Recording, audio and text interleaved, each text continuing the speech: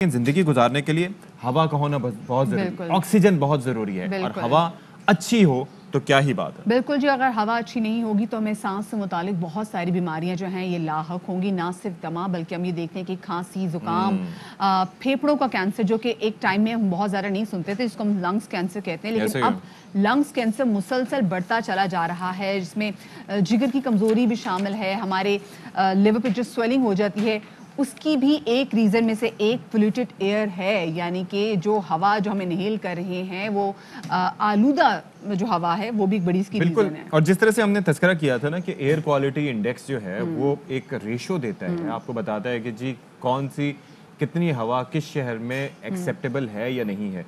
तो वो जनाब हर गुजरते दिन के साथ जिस तरह से एमिशंस हो रही हैं, कार्बन एमिशंस की बात कर लें, इंडस्ट्रियल वेस्ट जो है उसकी वजह से, फिर जो ये जलाया जाता है कचरा उसकी वजह से, उसके अलग बात है। और साथ में अगर अशफाक हम देखें तो यहाँ पर जो स्मोकिंग, जो तंबाकू नोशी दिन ब दिन बढ़ती चली जा रही है, ठीक है, जो शख्स सिगरेट पी रहा है उसको तो नुकसान होगा ही होगा, लेकिन जो उसके साथ जो बंदा बैठा हुआ है जो कि पैसिव स्मोकर बन जाता है उसके फेफड़ों के लिए कितना नुकसान दे, तो इस वाले से आज हम बात करेंगे। हमारे साथ मौजूद है जनाब डॉक्टर फैसल असद जो कि कंसल्टेंट पल्मोनोलॉजिस्ट हैं, head of department of pulmonology, डाउ यूनिवर्सिटी हॉस्पिटल। अस्सलाम वालेकुम डॉक्टर साहब, वेलकम टू बाखबर सवेरा। डॉक्टर साहब, हम पोल्यूटेड एयर के हवाले से बात कर रहे हैं, हम हवा में जो हमारी आलूदगी दिन ब दिन बढ़ती चली जा रही है इस हवाले से बात कर रहे हैं, और ये समहाउ ऐसा लग रहा है कि ये आलूदगी कम नहीं होगी, तो हमें ही कहीं ना कहीं ख्याल रखना होगा। क्या कुछ हमें करना चाहिए, और अगर हम नहीं करेंगे तो क्या कुछ मजीद बीमारियां लगेंगी? बात तो आपने 100% दुरुस्त मैडम की है।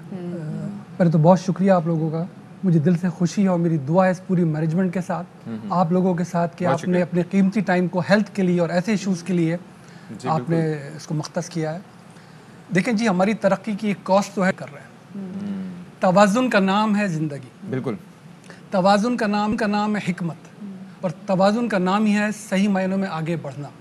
ऐसे आगे बढ़ना जिसमें हम वाक़ईतन अपने आप को नुकसान कर बैठे तो फिर ये एक बहुत बड़ी कीमत है जो हम चुका रहे हैं। ये भी तय बात है, आपने बिल्कुल सही निशानदेही की कि हमें आगे तो बढ़ना है, तरक्की तो करना है, तो इसका दरमियानी रास्ता ये होगा कि फूक फूक के कदम रखें, ज़रूर आगे बढ़ें लेकिन एहतियाती तकाज़ों को नज़रअंदाज न करें। इसमें हमारी बचत है, यही आगे बढ़ने का सही रास्ता होगा। वरना अगर हम सरपट भागेंगे, हम फैक्ट्रीज तो लगाएंगे लेकिन हम उनका जो वेस्ट कंट्रोल है उस पर नज़र नहीं रखेंगे कि कैसे उनका जो फासिद मादा है वो कहाँ जा रहा है, वो हवा में भी जा रहा है, वो हमारे पानी में जा रहा है, वो हमारी ज़मीन के अंदर जा रहा है और पलट के हमारी तरफ आ रहा है, वो हमारी सांस से भी दाखिल हो रहा है हमारे अंदर, वो हमारी ग़िज़ा में भी दाखिल हो रहा है हमारे अंदर। हमें ये समझना है, सबको समझना है कि हमारे जिसमें भी बीमारियां बुनियादी तौर पे दो तरह से दाखिल होती हैं, एक हमारी सांस के ज़रिए, एक हमारी ग़िज़ा के ज़रिए। जब ये दो चीज़ें ठीक होंगी तो हमारा जिस्म सेहतमंद होगा।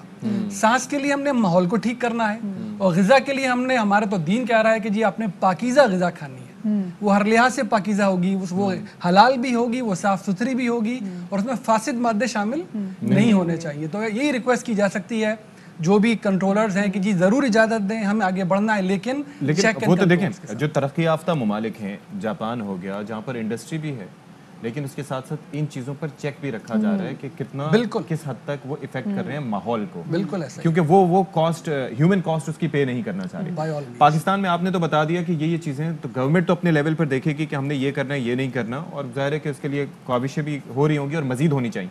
अवाम क्या करें? अवाम क्या करें? देखिए, अवाम का कंट्रोल है उनके हाउस होल्ड पर, अपने घर में मेरा जोर चलता है, ठीक है, मुझे खुद भी बचना है, अपने बच्चों को बचाना है।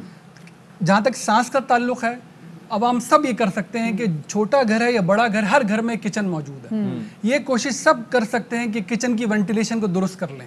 कम से कम ये मेक श्योर कर लें कि जी हमारे किचन का जो धुआं उठता है वो घर के अंदर दाखिल ना हो, किसी तरह उसमें कोई छोटा सा जगह बना लें, वो अंदर पलट कर हमारी तरफ है। मुश्किल का अगर हमारे कराची हम जहाँ रहते हैं कंक्रीट का जंगल है और हमने देखा अपार्टमेंट्स की भरमार है, छोटी सी जगहों पे अपार्टमेंट्स बने हुए हैं, किचन भी इस बात लगी हुई है, उसमें हम ये कैसे कर सकते हैं? हम कैसे करें? देखिए, जो जिनमें जहाँ नहीं हो सकता उनसे सबक सीख ले, आइंदा जो बिल्डिंग बनाए, जैसे कि हम अब लाजमी कर रहे हैं कि जी बिल्डिंग में पार्किंग लॉट होनी चाहिए अंदर, इसी तरह हम लाजमी बनाएं कि जी डक्ट्स होनी चाहिए, बिल्डर्स को बता दीजिए डक्ट्स रखें। ये हमारे ये बच्चे हैं जो अपार्टमेंट में सांस ले रहे हैं। मैं आपको इंटरेस्टिंग बात बताऊं, एक सिंड्रोम है, बहुत कम लोगों को पता है, वो है बिल्डिंग सिंड्रोम।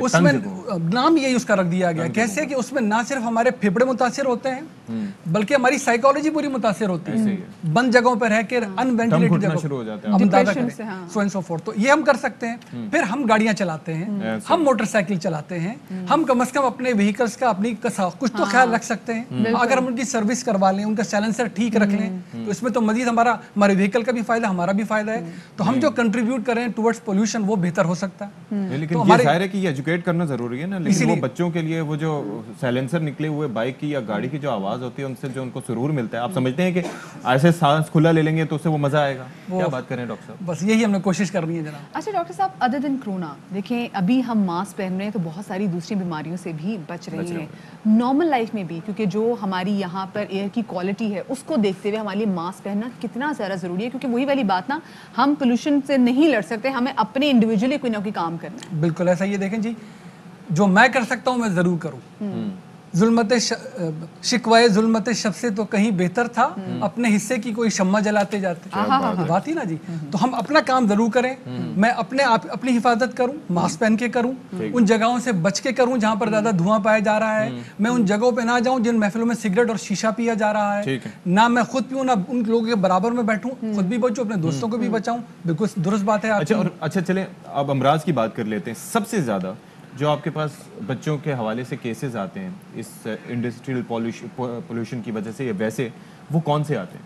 जी हमारे पास भी, पाकिस्तान में भी, पूरी दुनिया में बच्चों के सांस के हवाले से सबसे कॉमन जो मर्ज है वो है दमे का मर्ज, जिसको हम एज़मा भी कहते हैं।